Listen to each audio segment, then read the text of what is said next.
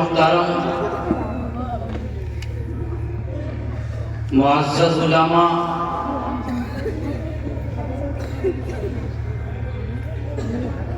بزرگ سامعین، نوجوان ساتھیوں، پیارے بچوں،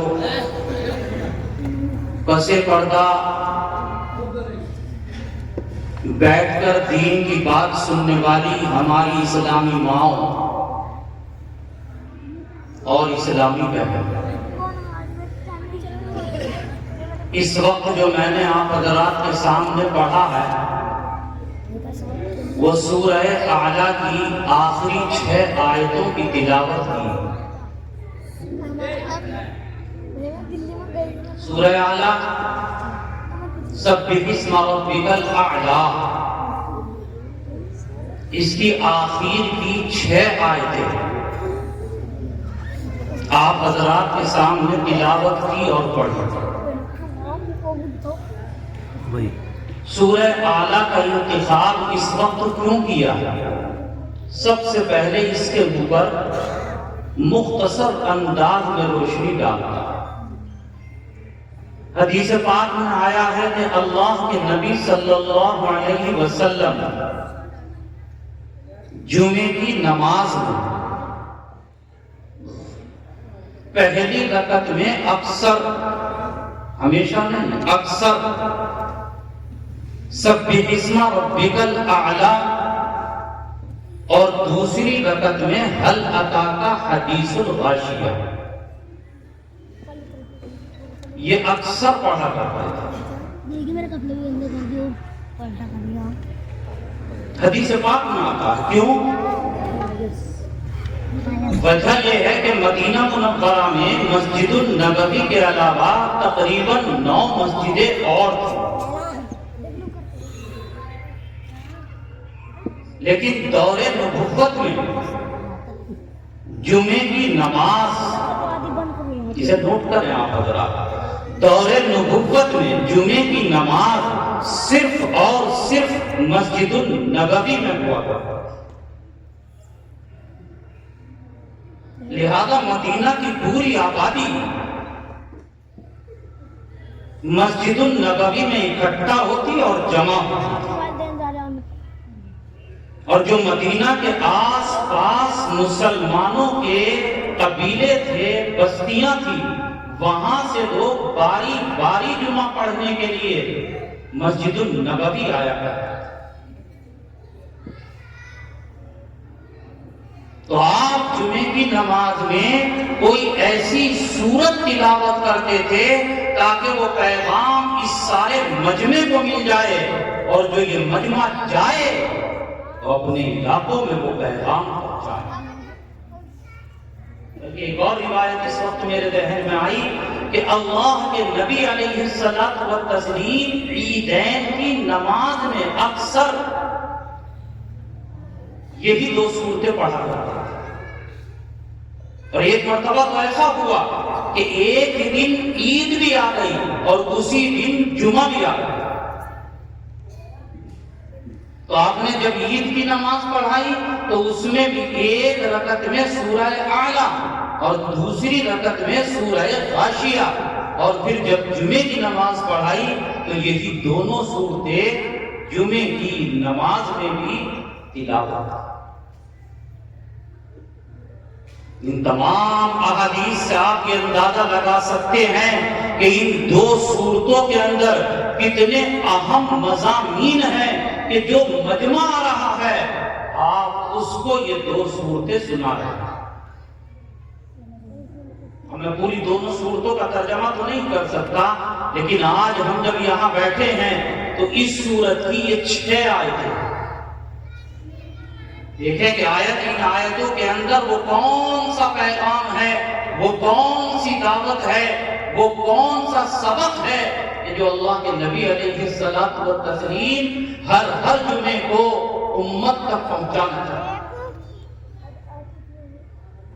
آئیے میں آیات کا ترجمہ کرتا ہوں۔ قد افلح من تزکا، اللہ رب العزت کا ارشاد ہے کہ کامیاب ہوا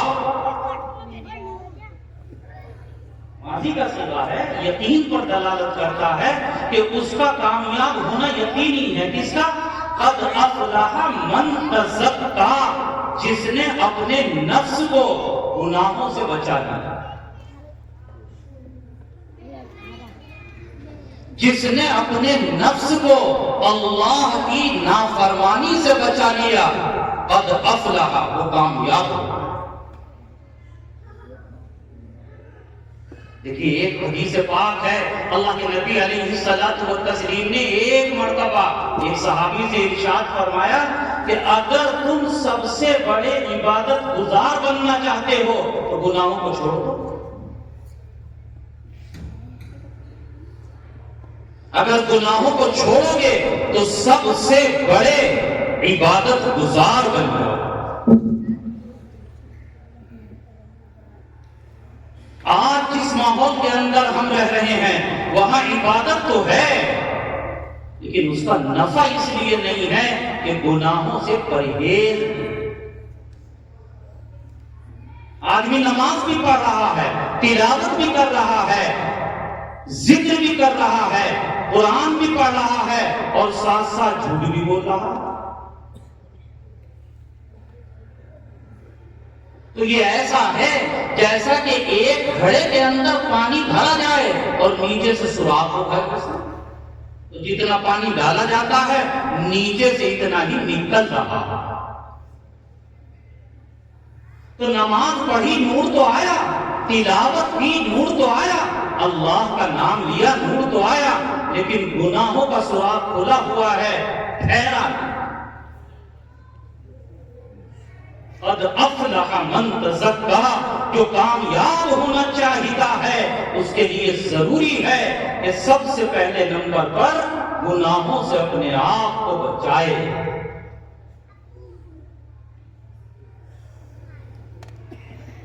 اگر میں یہ عرض کر دوں تو غلط نہیں ہوگا کہ آج امت کے اندر ایسے نوجوان ہیں کہ جن کے دلوں میں گناہوں کی نفرت نہیں۔ یہ ذمہ داری باپ کی ہے، یہ ذمہ داری یہاں بیٹھنے والی جو مائیں ہیں ان کی ہے، یہ ذمہ داری ہم بڑوں کی ہے کہ ہم بچوں کے دلوں میں گناہوں کی نفرت، انہیں بتائیں کہ گناہ کا نقصان یہ ہے، گناہ کیوں غلط ہے۔ اور ایک بات یاد رکھیے کہ جو بات بچپن میں بیٹھ جاتی ہے، رب کعبہ کی قسم 55 تک وہ نکلا نہیں ہے۔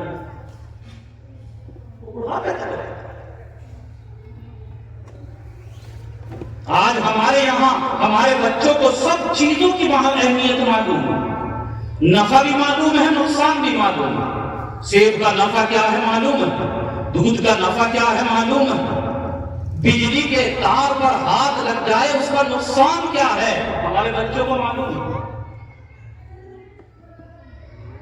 چنانچہ کوئی پڑھا لکھا ہو یا بے پڑھا ہو، اگر آپ اس کو یہ کہیں کہ 500 کا نوٹ دوں گا، بجلی کے ننگے تار کو پکڑ دو، تیار نہیں۔ اگر میری مائیں بہنیں سن رہی ہیں تو توجہ دیں، کیوں نہیں تیار ہے؟ کیونکہ اس کے ذہن میں ہم نے بٹھایا ہے کہ ننگا تار پکڑنے کا نقصان یہ ہے۔ لیکن گھرانے سے وہی بچہ جھوٹ بولے گا، وہی بچہ جو ہے ہمارا گالی بکے گا، وہی بچہ ہمارا نماز چھوڑے گا، وہی بچہ باپ کو برا کہے گا، ماں کے سامنے اکڑ کر دکھائے گا۔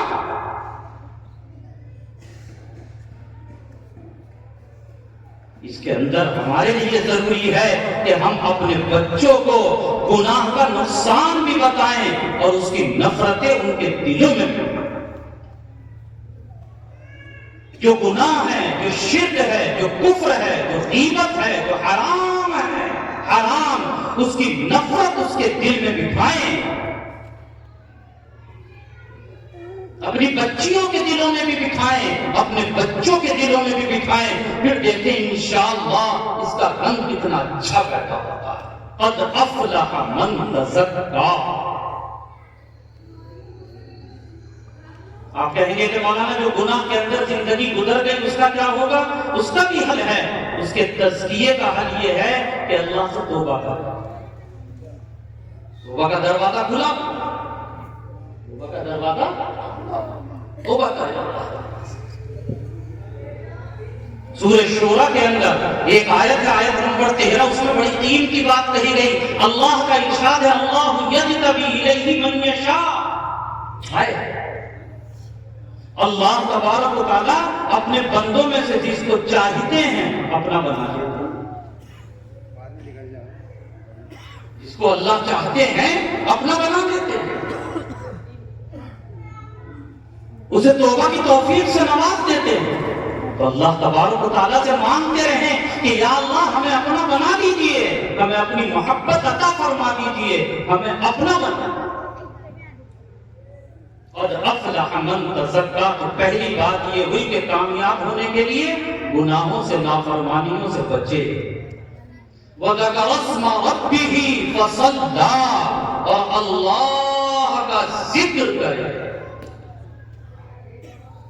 اس کا ذکر کرے، اللہ کا ذکر.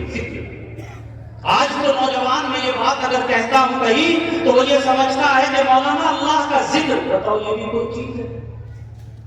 میں یہ کہنے کے لیے آیا ہوں دولت آباد کے جوانوں سے بھی، دولت آباد کے بڑوں سے بھی، اور دولت آباد کی ماں بہنوں سے بھی کہ اللہ کے ذکر کا پاور بہت ہے. اللہ کے ذکر کی طاقت. ہم نے صرف ایٹم کی طاقت پڑھی ہے، ہم نے صرف آگ کی طاقت پڑھی ہے، ہم نے صرف اسٹیم کی طاقت پڑھی ہے. میں دولت آباد کے لوگوں سے یہ کہنے کے لیے آیا ہوں کہ اس کائنات کے اندر پتھر سے بھی زیادہ طاقتور، لوہے سے بھی زیادہ طاقتور، آگ سے بھی زیادہ طاقتور اگر کوئی چیز ہے تو وہ اللہ کا نام ہے. وہ کیا چیز ہے اللہ کا؟ مسلم شریف کی روایت ہے، اللہ کے نبی علیہ الصلوۃ والتسلیم کا ارشاد ہے. حدیث کو نقل کرنے والے صحابی حضرت انس رضی اللہ تعالی عنہ. اللہ کے نبی علیہ الصلوۃ والتسلیم نے ارشاد فرمایا کہ یاد رکھیے میں اللہ کے نام کی طاقت آپ کو سمجھانا چاہ رہا ہوں. یہ طاقت کتنی ہے؟ یہ فرمایا کہ جب تک ایک بھی اللہ اللہ کہنے والا اس زمین کے اوپر باقی ہے، اس زمین کا سارا نظام یوں چلتا ہے.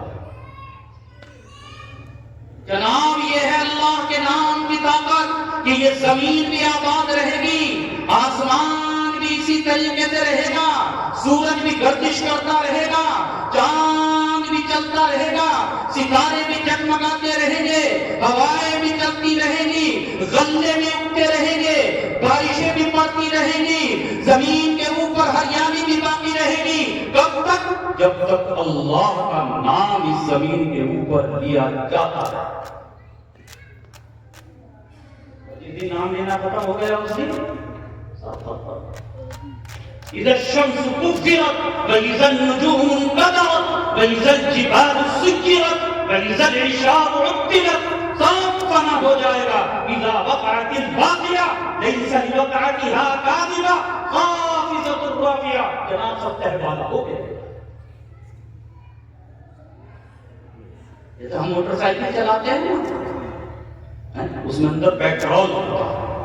جب تک پیٹرول اس کے اندر ہے موٹر سائیکل چلتی رہے گی، سوئی گھومتی رہے گی، اس کے پہیے چلتے رہیں گے، آواز رہے گی اس کے اندر، لائٹیں جلتی رہیں گی. اگر دبائیں گے پی پی بولے گی. اور اگر اس میں تیل ختم ہو گیا، پیٹرول ختم ہو گیا تو پھر موٹر سائیکل اسے نہیں چلائے گی، یہ موٹر سائیکل کو چلائے گا. تو جیسے موٹر سائیکل تیل سے چلتی ہے، اس کائنات کی ساری مشین اللہ کے نام سے.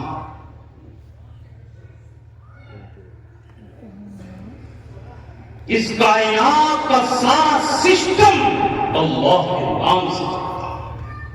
وَذَكَرَ اسْمَ رَبِّهِ. اللہ کا نام دے، اللہ کے نام کی رکھ لے. اور سب سے افضل ذکر کون سا؟ سب سے افضل ذکر ہے قرآن کی تلاوت. مشکوٰۃ شریف کے اندر باب فضائل القرآن میں ایک روایت ہے الفصل الثانی میں حضرت علی رضی اللہ تعالی عنہ نقل کرنے والے ہیں، فرمایا رسول اللہ صلی اللہ علیہ وسلم نے ان اللہ تبارک و تعالی یقرأ طٰہ و یاسین قبل ان یخلق السماوات والارض، کہ اللہ تبارک و تعالی نے سورہ طٰہ اور سورہ یاسین کی تلاوت کی۔ کون ہے تلاوت کرنے والے؟ نوٹ کیا اللہ۔ اب تو یہ ہے نا کہ کہاں کے وہاں کے قاری صاحب آئے، دیوبند کے قاری صاحب آئے، دارالعلوم کے قاری صاحب آئے، حرم کے امام صاحب آئے۔ بہت ساتھی تو کہتے ہیں کہ حرم کے امام کے پیچھے نماز پڑھی، کیا کہ جناب جب اللہ پڑھ رہے ہیں سورہ طٰہ اور سورہ یاسین دونوں کی تلاوت کی۔ کون تلاوت کرنے والے ہیں؟ نوٹ کر رہے ہیں بھائی بہنیں بھی نوٹ کریں، اللہ تلاوت کر رہے ہیں۔ کیسا نورانی موقع! اور سننے والا مجمع کون ہے؟ سننے والا مجمع کون ہے؟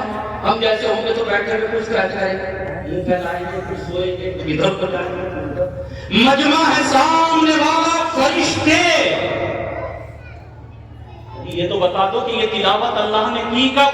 یوں فرمایا کہ زمین و آسمان کو پیدا کرنے سے 1000 سال پہلے، 1000 سال پہلے۔ اب آگے پڑھیے روایت، اور روایت میں کیا فرمایا اللہ کے نبی علیہ السلام نے؟ جب فرشتوں نے اس تلاوت کو سنا مزہ آیا۔ اس نے سنا، فرشتوں نے اس آیت کی تلاوت کو سنا، کیا بتا؟ فقالت، تو فرشتے جھوم اٹھے۔ جیسے ابھی نعت پڑھی جا رہی تھی تو کچھ لوگ جھوم رہے تھے۔ نعت پہ جھومنا چاہیے، میں اس کا مخالف نہیں ہوں، لیکن قرآن پہ بھی تو جھومنا چاہیے۔ ایسا کیوں نہیں؟ جب قرآن پڑھا جاتا ہے تو میرے دل کے اندر نماہٹ کیوں نہیں آئی؟ اس پہ بھی تو میں غور کروں۔ جب قرآن پڑھا گیا تو میری آنکھ سے آنسو کیوں نہیں نکلا؟ حضرت مدنی نور اللہ مرقدہ، حضرت مولانا رشید احمد صاحب گنگوہی علیہ الرحمہ کی خدمت میں پہنچے، بیعت ہو گئے۔ حضرت گنگوہی نے کہا کہ یہ بتائیے معمول کیا ہے؟ بتایا اتنی تلاوت، اتنا اللہ کا ذکر، اتنا کلمے کا ذکر، اتنا فضا ذکر، اتنا مطالعہ۔ حضرت گنگوہی علیہ الرحمہ نے حضرت مدنی سے کہا کہ آج سے سب بند، صرف فرض نماز پڑھیں گے، سنت موقعہ ادا کریں گے اور وتر پڑھیں گے اور کچھ نہیں۔ یہ جی تلاوت ہے نا، مفتی صاحب مجھے اس کا کی سند نہیں ملی، اگر مجھے مل جاتی تو فتویٰ دے دے۔ بتائیے قرآن کی تلاوت پہ پابندی لگا دی، قرآن کی تلاوت پہ پابندی لگا دی، اچھے خاصے آدمی کا ناس کر دیا۔ لیکن حضرت مدنی علیہ الرحمہ رہے، پورے 40 دن گزر گئے۔ 40 جب 40 دن گزرے تو حضرت نے کہا کہ ذرا حسین احمد کو بلا کر آؤ۔ اب حضرت مدنی آئے، کہا کہ حسین احمد کے جی کہ آج قرآن تلاوت کرنے کی اجازت ہے لیکن ابھی نہیں کہا ہے۔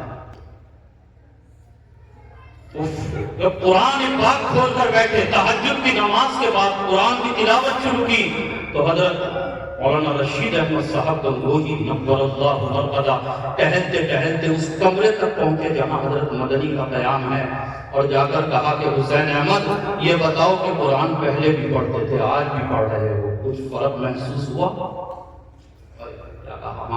کیا فرق؟ کہ پہلے قرآن پڑھتا تھا تو معنی سمجھتا تھا، اور آج قرآن پڑھ رہا ہوں تو آنکھوں سے آنسو رک نہیں رہے۔ میں انہیں کیا بتاؤں سامنے والوں کو، یہ تو بعد میں چل کر میرا مذاق بنائیں گے کہ مولانا رونے کی بات کہہ رہے ہیں، رونا بھی مجھ ہے۔ ارے ہم نے تو دنیا میں یہ دیکھا ہے کہ رونے سے مسائل حل ہو، رونے سے جناب مسائل حل ہوتے ہیں، مسائل۔ جب بچہ تھا نا، 1 دن کا 2 دن کا، مائیں بہنوں کو اچھی طرح سے نوٹ کریں، سمجھے گی میری بات کی گہرائی۔ جب بچہ 1-2 دن کا تھا، زبان تو تھی لیکن اپنی بات کو بتا نہیں سکتا تھا. ہاتھ تو تھا لیکن کسی چیز کو اٹھا نہیں سکتا تھا. پیر تو تھے لیکن چل نہیں سکتا تھا. اس وقت جتنے مسئلے حل ہوئے سب رونے سے حل. جب بچہ رویا ماں تڑپی, جب بچہ رویا باپ تڑپا. کبھی کہا کہ اسے بھوک لگی ہے, جب بھوک کا مسئلہ حل کرنا ہوا تو رونا ہے. جب پیٹ میں درد تو رویا. پتہ یہ چلا کہ جتنے مسائل حل ہوئے سب رونے سے. معمولی چیز نہیں ہے, معمولی چیز. تو فرشتوں نے سنا, جھوم گئے. اللہ مجھے بھی قرآن پڑھ کر جھومنے کی توفیق عطا فرمائے. اور فرشتوں نے 3 نعرے لگائے. جیسے ابھی نعت ہوئی ہے تو نعرے نہیں, اللہ مقرر 3 نعرے فرشتوں نے لگائے. پہلا نعرہ کیا؟ طوبی لأمۃ ينزل علیہا.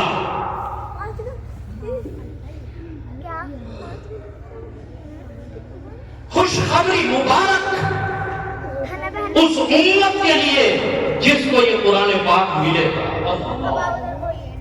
قدر کرو اس قرآن کی قدر. دوسرا نعرہ کیا لگایا؟ دوسرا نعرہ لگایا کہ طوبی لأجواف تحمل ھذا, کہ ان سینوں کے لیے مبارک کہ جو اس قرآن کو اپنے سینے میں محفوظ کریں. مبارک نہیں یہ بچے, ان کے ماں مبارک, ان کا باپ مبارک, ان کا دادا مبارک, ان کی دادی مبارک, ان کا نانا مبارک, ان کی نانی مبارک, اور جناب ان کے سارے خاندان والے مبارک. کیوں؟ اس لیے کہ انہوں نے قرآن کو اپنے سینوں میں بسایا. آرام سے. ایک حدیث میں کہا گیا کہ جس کھان کے اندر قرآن ہوتا ہے, ہاتھ سے مراد سینہ, اگر اس کھان کو دوزخ کی آگ میں ڈالا جائے گا تو دوزخ کی آگ بھی اس کے اوپر اثر نہیں. اور تیسرا نعرہ کیا لگایا؟ تیسرا نعرہ فرشتوں نے لگایا کہ طوبی لألسنۃ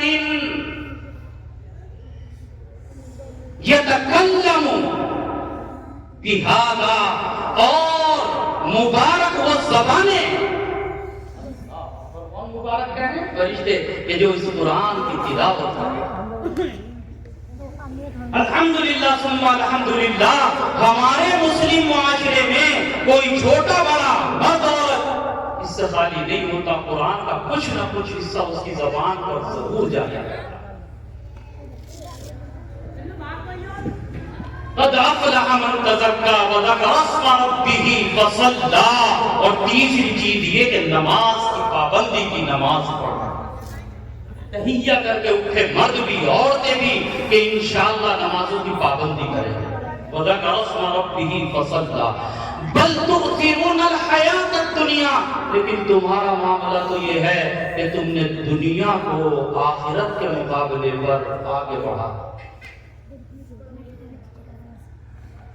آخرت کو بھلا بیٹھے, دنیا کے معاملے میں بڑے چالاک. میں آپ کو ایک مثال دوں, بہت سارے لوگ ایسے ہوں گے کہ کاروبار کے معاملے میں بہت سمجھدار, بڑے چالاک. مثال دیتے ہیں, میں دیکھو کاروبار تو اس کا دیکھیں, ایک دکان سے دوسری دکان پر, اور ان سے اگر آپ یہ کہہ دیں کہ بھائی جمعے کی نماز میں, جمعے کی نماز سے پہلے 15 منٹ پہلے ذرا بچے صاحب تقریر کرتے ہیں, اس میں آ جائیے, فرصت دین کی بات 15 منٹ سننے کی فرصت نہیں ہے. اور اگر یہ کہیں گے کہ اگر دکان وہ والی کی جگہ نگینے میں کھولو تو اس سے بہترین چلے گی, تو کہے گا وہ بات کیا کر دو کہ بھائی اتنا بھیڑ یہاں ہے, وہاں یہاں لڑکا رکھ دوں گا, وہاں خود بیٹھ جاؤں گا, یا وہاں لڑکا رکھ دوں گا یہاں. تو پوری دکان کھولنے کی تو فرصت, لیکن 15 منٹ کے لیے دین کی بات سننے کی اس کے پاس فرصت. بل تؤثرون الحیات الدنیا, تمہاری حالت یہ ہے کہ تم نے دنیا کو آگے بڑھا. آخرت کو بھلا دیا، تؤثرون ترجیح دینا، آگے بڑھا، مقدم کر، مقدم کر۔ آج اگر دیکھا جائے تو اس حدیث سے یہ قرآن پاک کی آیت آپ کا اور میرا جتنے بھی ہم یہاں پر بیٹھے ہوئے ہیں، ایسا لگتا ہے کہ ہمارا نقشہ اس آیت کے اندر کھینچا ہے۔ چاہے پڑھا لکھا ہو، بے پڑھا ہو، دین والا ہو، بے دین والا ہو، اور ایک کی حالت یہ ہے کہ آخرت کی طرف سے غفلت۔ یا ایھا الذین آمنوا لا تلھکم اموالکم واولادکم عن ذکر اللہ۔ اے ایمان والو، ایسا نہ ہو کہ تمہارے مال، تمہاری دکانیں، تمہارا مال و زر اور تمہاری بیوی بچے تمہیں اللہ کے ذکر سے غافل کر، اللہ کے ذکر سے غافل کر۔ لہذا اگر کچھ بھی نہیں تو آج یہاں سے یہ تہیہ کر کے اٹھیں، گاؤں میں جمعہ ہوتا کیا نہیں؟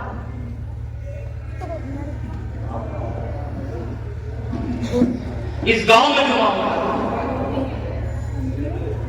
1:30 بجے جمعہ اور اذان کتنے بجے؟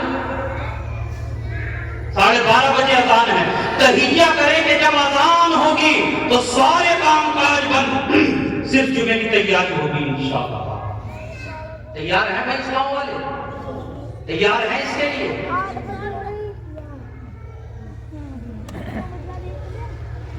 کم سے کم اس کے اوپر عمل کرنا شروع کریں کہ جیسے ہی جمعے کی اذان ہے، سب بند، کھیت بند، ہل بند، دکان بند، تجارت بند۔ یا ایھا الذین آمنوا اذا نودی للصلاۃ من یوم الجمعۃ فاسعوا الی ذکر۔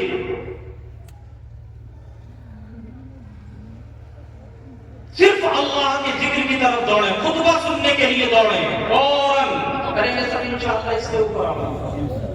اور جب جمعے کا خطبہ ہو تو اس وقت میں کسی طرح کی بات چیت نہیں کریں گے انشاءاللہ، موبائل بھی نہیں چلائیں گے انشاءاللہ۔ یہاں تو عمل ہوتا ہے الحمدللہ جمعے کے خطبے میں، اچھے عیدین میں بھی، لیکن فقہا نے ایک مسئلہ اور لکھا ہے کہ جیسے جمعے کے خطبے کا حکم ہے ویسے ہی نکاح کے خطبے کا بھی کیا حکم ہے جمعے کے خطبے کا؟ وَإِذَا قُرِئَ الْقُرْآنُ فَاسْتَمِعُوا لَهُ وَأَنصِتُوا، کہ جب خطبہ ہو تو خاموش اور غور سے سنا جائے۔ کتنی باتیں ہو گئی؟ نمبر 1 خاموش، نمبر 2 غور سے سنا۔ 2 باتیں کہا نکاح کے خطبے میں آتی ہے اس کی کہ یہی دونوں احکام ہیں کہ جب نکاح کا خطبہ ہو تو خاموش اور غور سے۔ لیکن میں اپنے تجربے کی بات کہہ رہا ہوں کہ 99% جو نکاح شادی حال میں ہو رہے ہیں وہاں نکاح کے خطبے کی کتنی بے حرمتی ہوتی ہے، رب کعبہ کی قسم میں نے اتنی بے حرمتی کسی چیز کی ہوتے ہوئے نہیں دی۔ اور میں یہ بات الگ اعلان کہہ رہا ہوں، لوگ کیجیے گا کہ خطبہ نکاح کی بے حرمتی کرنے والے، بے عزتی کرنے والے یہود نہیں، عیسائی نہیں، RSS کے نہیں، سب کے سب کلمہ پڑھنے والے ہو، جس میں جوان بھی ہوتے ہیں، بوڑھے بھی ہوتے ہیں، ہماری مائیں بہنیں بھی۔ تہیہ کریں، اٹھیں اور اس بات کا عزم کریں کہ انشاءاللہ جب نکاح کا خطبہ ہوگا اس کو بھی غور سے سنیں گے، خاموش رہیں گے انشاءاللہ۔ کتنی دیر تک یہ نکاح کا خطبہ کوئی اگر اور چاہتا ہے اتنی دیر کے لیے کیا مشکل ہے؟ تہیہ کریں گے انشاءاللہ۔ اس کے لیے کہہ رہا ہوں یہی نہیں سمجھیں گے بھائی، کہنے کے لیے کہا میں نے خطبے کے لیے، نکاح کے خطبے کے لیے۔ ہاں، نکاح کا خطبہ، جب نکاح کا خطبہ پڑھے اس وقت میں 2 کام کرنے ہیں، خاموش رہنا، رہ کے انشاءاللہ ہاں، بریانی کے چکر میں نہیں لگیں گے، رسگلے کے چکر میں نہیں لگیں گے، کافی کے چکر میں نہیں، اللہ مجھے اور آپ کو ہم سب کو عمل کی توفیق عطا فرمائے۔ کہتے کہ بات بہت لمبی ہو گئی، مجھے تو یہ کہنا تھا بل تؤثرون الحیات الدنیا، کہ تمہاری حالت یہ ہے کہ تم نے دنیا کو مقدم کر دیا، دنیا کو آگے آخرت کو بھولا بیٹھے۔ والآخرۃ خیر وابقا، حالانکہ آخرت کی نعمتیں بہت اعلیٰ۔ جناب میں تمہیں کیا سمجھاؤں آخرت کی نعمت اور کیا ہے وہ ابقا، اور آخرت کی جتنی نعمتیں ہیں سب دائمی ہیں، کوئی فنا ہونے والی اور ختم ہونے والی۔ والآخرۃ خیر وابقا ان ھذا لفی الصحف الاولی صحف ابراہیم وموسیٰ، یہ مضمون قرآن ہی میں نہیں، یہ پہلی تمام آسمانی صحیفوں میں یہ مضمون موجود ہے۔ کون سے آسمانی صحیفے؟ صحف ابراہیم و موسیٰ، حضرت موسیٰ علیہ السلام کے صحیفے اور حضرت ابراہیم علیہ السلام کے صحیفے، ان کے صحیفوں میں یہ مضمون موجود تھا۔ واتبع ملت ابراہیم حنیفا، جس کے بارے میں مجھے اور آپ کو یہ حکم دیا گیا کہ ملت ابراہیم کے طریقے پر چلیں۔ اتنا اہم مضمون، اتنا اہم مضمون،